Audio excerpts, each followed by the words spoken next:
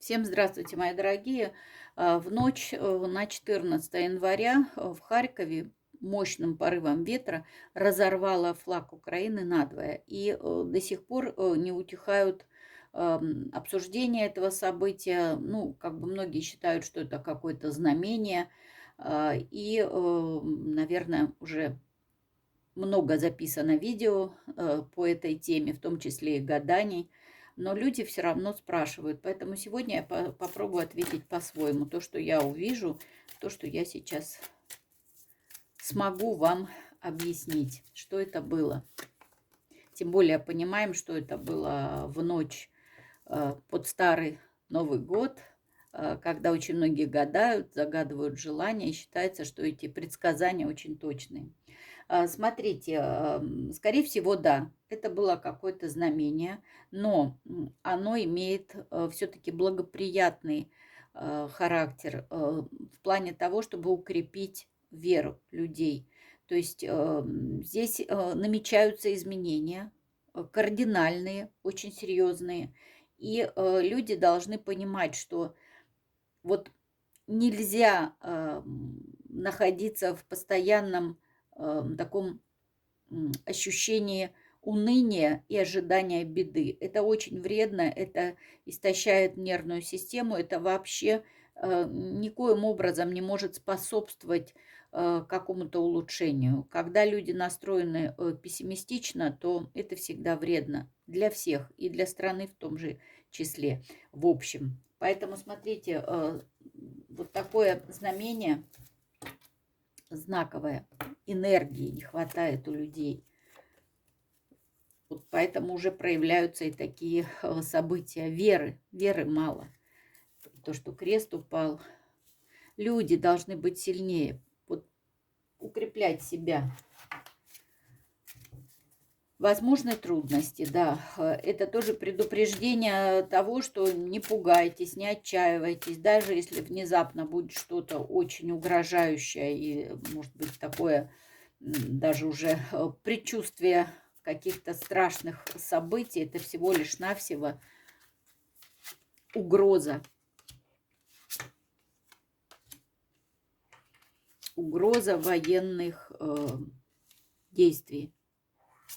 Вот вы знаете, людям, которые действительно, наверное, имеют такую подвижную психику, они сейчас находятся в очень унылом состоянии. Эти люди, скорее всего, ожидают только худшего.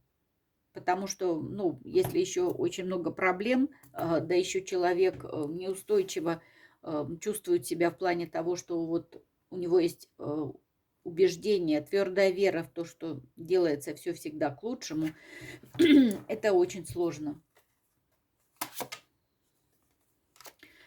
Серьезные изменения намечаются в Украине, очень серьезные, но они благоприятные. Я не могу вам сейчас даже сказать о том, что будет происходить, потому что даже если я бы увидела здесь прям конкретную вот такую вот агрессию, да, я не буду это произносить вслух, но единственное могла бы сказать, если это действительно к плохому и к затяжному конфликту, да, то есть предупредить людей. Я бы могла сказать, но о вспышках, о каких-то провокациях я говорить не буду, потому что, когда мы об этом говорим, это тоже уже каким-то образом материализует эти события.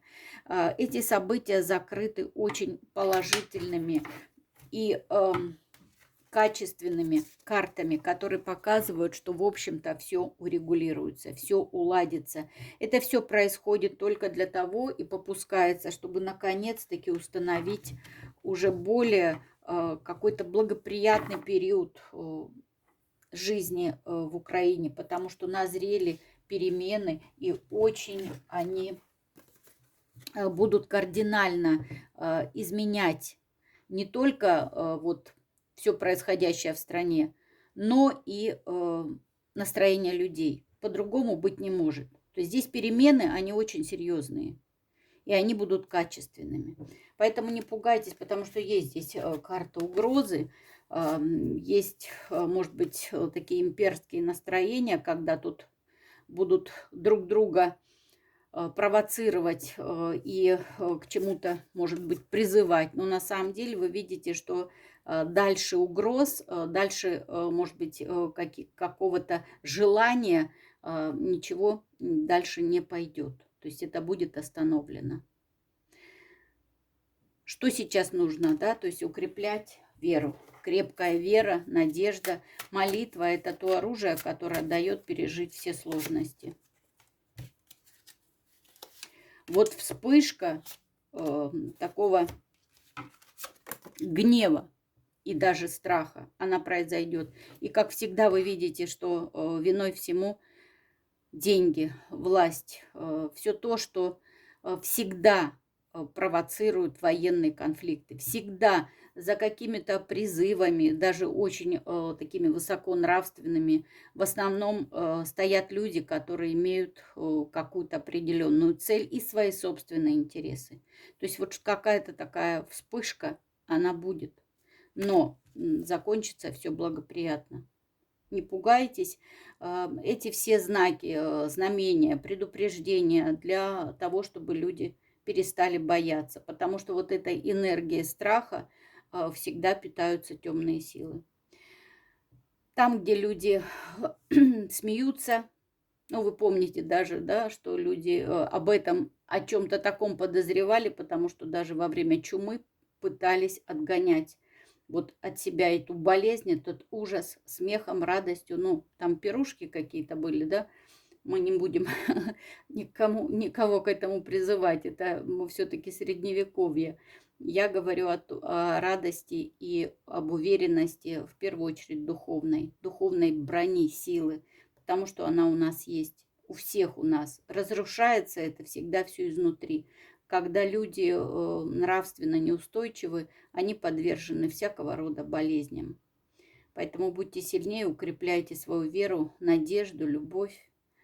В Украину придут изменения, они будут благоприятными. Может быть, конечно, через какие-то, как всегда, сложности, без этого не бывает, но такой затяжной, какой-то страшной войны точно не будет. Ну, помимо того, что сейчас уже происходит. Там уже нужно, наверное, все-таки тоже какую-то точку поставить. Вот, может быть, из-за этого все. Ну, вот смотрите, здесь трансформация с такой силой обновления. Но трансформация идет действительно конкретная. Ну, вот как-то так. Давайте еще попробуем прочитать подсказку. Давайте сейчас для тех, кто живет в Украине. Если вы просили совета, то лучше подождать и все обдумать. Грядут перемены. Не несите с собой в новую жизнь груз старой. Я имею в виду вот старой жизни, да, здесь угрозы, воспоминания, даже сожаления. Отриньте отжившее, то есть перемены скоро будут. И не важно, что там было, в плане того, что, может быть, многие из людей тоже какое-то участие принимали в тех, может быть, обновлениях, которые потом принесли им же, в первую очередь, тем, кто за это ратовал, проблемы.